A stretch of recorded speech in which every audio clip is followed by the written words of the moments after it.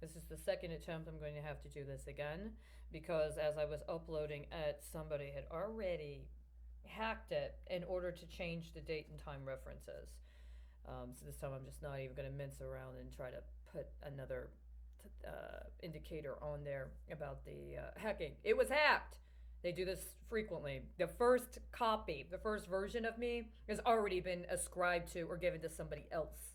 And so they will hack it and they will do what they want as necessary. This may have to do with the Veterans Commission or the Veterans Healthcare information that was in the committee meetings from Congress last week.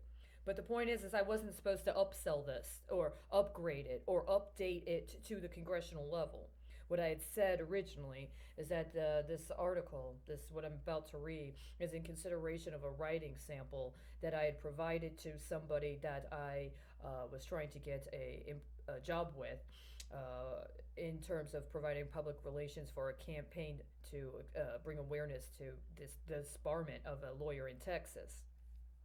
Uh, I started by saying that this is the reason you make things public, so that there's an information at specific times, so that it can be checked up on in case there comes to be any questions later on about what occurred. As well as the fact that I tried to contact the publication several times in the last 5 years. I only heard back from them once, which was in the beginning of 2016. Other than that, anytime I've tried to contact them, I have not heard back from them. I sent this to them July 31st of 2019. My understanding is that recently there have been reissues on certain Treasury notes and bonds. This one specifically was written and submitted a year before a recent notification about a reissue on a Treasury bond this year. If they received it, I don't know. They never acknowledged. But apparently somebody did, and that's why they're referencing it now. So I'm going to read it as is. I will note it's 5:40 p.m. now. It's exactly 10 minutes after when I finished this because I made a timestamp indicator and a vocal timing indicator. But now as I reread it, it's 10 minutes later. After more than 15 years, it is important to reevaluate the premise presented in this article and update it for the modern times. I'd attempted to identify common points of struggle and movements in the U.S. for the abolition of the death penalty with the rights of Palestinians, including political prisoners and those who had been subjected to torture in the Middle East. I believe, however, it is time for me to retract the primary premise in this article and make a brief statement in light of current events. First, to conflate the struggle for abolition of the death penalty in the U.S. via procedural points regarding prosecution, as this article does, denies many other inherent problems with the U.S. criminal justice system. The article reflects a period of time when the expansion of the prison industrial complex in the U.S. was more than doubling the prison population. Attendant over the years with such an increase in prisoners have been reforms attempting to ameliorate some of the economic and other impacts that being imprisoned have on people. At the same time, labor and other standards have eroded. The possibilities for developing alternative economies have been permitted to inculcate previously. Let me say that again because apparently already they've started to edit the vocal file, and so certain words that are actually here in the text are not being vocalized. Let me say that again.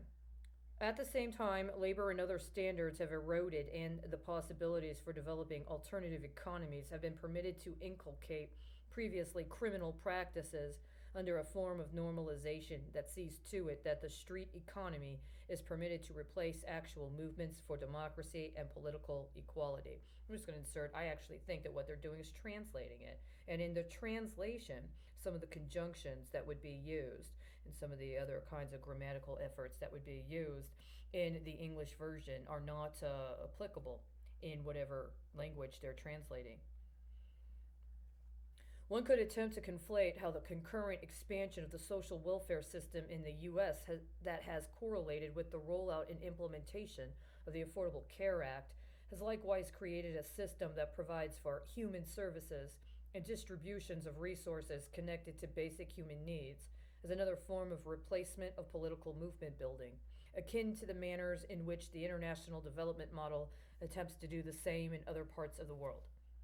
However, this again refuses to address the real and material disparities in terms of political capital concentrated into the hands of Americans. After more than a decade and a half of state sponsored U.S. actors attempting to address criminal justice reform, while also using international movements as political leverage, we see how these contrived attempts to make all of us Palestinians do little to actually accomplish justice for Palestinians or ourselves. Additionally, the profundity of the crimes that are ongoing begs a deep soul searching regarding one's perspectives on the death penalty itself. Treason is a federal crime punishable by death in the U.S. When it comes to matters of treason, one must first identify oneself as a loyalist. To what is one loyal? While concerns about struggles in other countries often allow the American to dream about the splendor of resistance by peoples abroad, we often fall far short of holding people in the U.S. to the same standards we would purport to espouse when it comes to demonstrating our solidarity with others. How can one say that seeking death via the criminal justice system for a grave offense is somehow less defensible when considering matters of compassion and mercy for one in another country who may have taken the life of a state-sponsored actor in an act of resistance? To take the criminal to trial, see to it that they are proven guilty, and then to commit to an act of official execution that is in the name of the country that one is loyal to is a serious and profound reflection on who we are and how we see ourselves. To exotify death in moments of resistance abroad while refusing to apply the same sort of critical lens to ourselves is merely to cooperate with the oppression of those for whom we claim to advocate. Being tortured by police should not be acceptable in any country. Being forced drugged for alleged or real security considerations should never be acceptable in any country. Being denied due process and made to perform illegal debt service should never be acceptable. Until the U.S. demonstrates its capacity to commit to addressing these concerns domestically, then we lack the moral or other authority to address matters in a comparable way abroad. Let me just finish by saying I am not your token American tax extraction device. If you are somebody from a foreign country and you have any desire or interest in speaking with me, I have no problem representing people in the United States that are American and engaging in diplomacy abroad. But you have no right to say, well, maybe you like my form of resistance a little better than someone else's. So you're going to take whatever you consider to be what you're due from other Americans and other misrepresentations of the United States and claim it as yours without being respectful and without going through an official process. If you purport to try to hold the United States or the people of the United States in any way accountable for crimes such as those, and then try to use that as justification for exacting some form of justice in some manner, you have no right to go through some illicit backdoor process where you refuse to contact me directly and think that it's okay to harvest me for expropriation.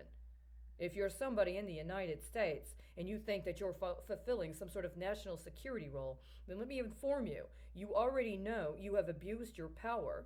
You already know that you have refused to do things in a constitutional manner. And this kind of expropriation and manipulation is merely more evidence of treason within this country. I have a right to due process and I have a right to constitutional consideration. I have been denied any lawyer or even contact with somebody that acts as if they're qualified to be a lawyer in going on 10 years. So this is not about proving a point or teaching me a lesson. I never consented to being used in any form of experimentation. Do not hack my work. Do not hack my messages, because then the burden is on you.